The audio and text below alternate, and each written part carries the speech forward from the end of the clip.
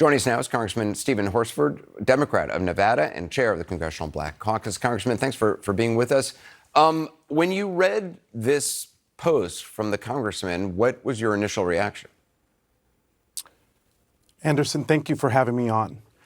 When I read it, I thought of the Haitian immigrants, Haitian Americans all throughout this country, those in Springfield and in my district in Nevada and all across the country who are living today in fear, who feel harassed, who feel singled out and targeted by the former president, Donald Trump, by Senator J.D. Vance, by Representative Higgins. And it's this type of racist intolerance, this divisive rhetoric that must stop.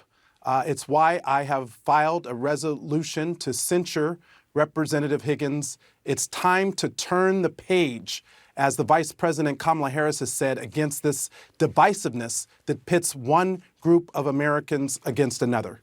Congressman Higgins has told CNN that he stood by his comments, adding, quote, "It's all true. I can put up another controversial post tomorrow if you want me to. I mean, we do have freedom of speech. I'll say what I want." He also said, quote, "It's not a big deal to me. It's like something stuck to the bottom of my boot. Just scrape it off and move on with my life." Speaker Johnson claims he prayed about it and regretted it and took it down. Maybe he had another talk with Jesus and decided he's standing by it. The censure motion, that's now off the table till after the election? I mean, is that kind of finished? No, it's not. And it's not about the next election.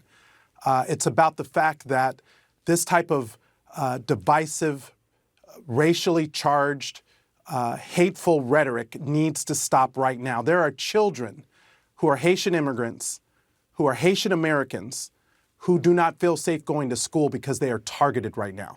My colleagues, Representative Sheila Sherfilis McCormick and Frederica Wilson and Ayanna Presley and Maxwell Frost, who are members of the Haitian Caucus, joined with the Congressional Black Caucus and other members just earlier this week to push back on J.D. Vance and these made-up stories. That it's not even true what they're saying.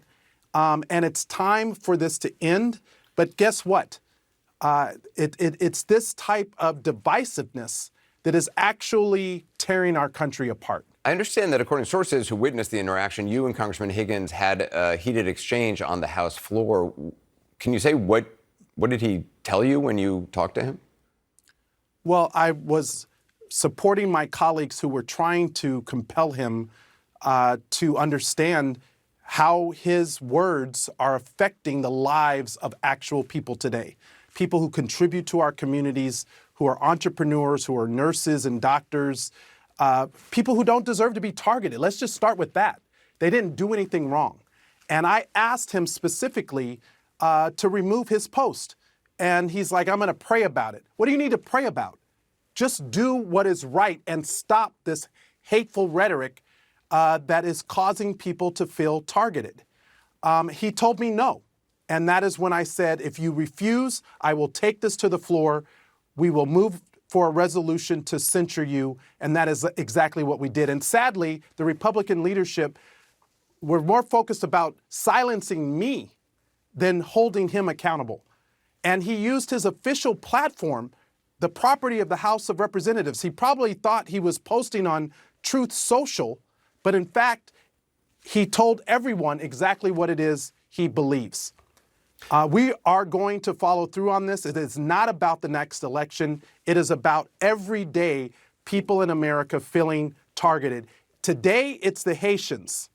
Who will it be tomorrow? Will it be you?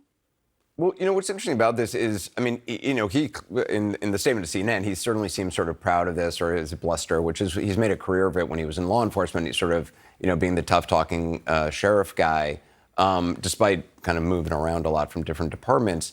But this is just, there's a long history of this in this country and in many countries of demonizing immigrants, it was Irish, it was Italians, in the early days of mass immigration to the United States. There have been people like this throughout our history who have, said exactly these same things. It's remarkable that, that this continues, that in this day and age, this still, and I guess it continues because it works. It works to demonize a group like Haitians. Clearly, Donald Trump thinks it works. J.D. Vance thinks it works because that's why they're continuing to do it. And this guy thinks it works too.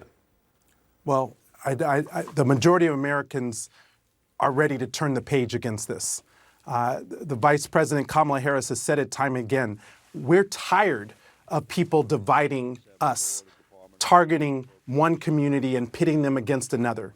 We want to build up our communities, not tear them apart. And I know Haitian immigrants, I know Haitian Americans in my home state of Nevada and people all across this country who are here. They've been vetted. They've gone through a legal process to be here. It's comprehensive. They have children who are trying to attend school. They are nurses and teachers and first responders in our community. It is this type of racist, hateful, intolerant rhetoric that must end, whether it is against Haitian immigrants or anyone else. We should be against all forms of hate.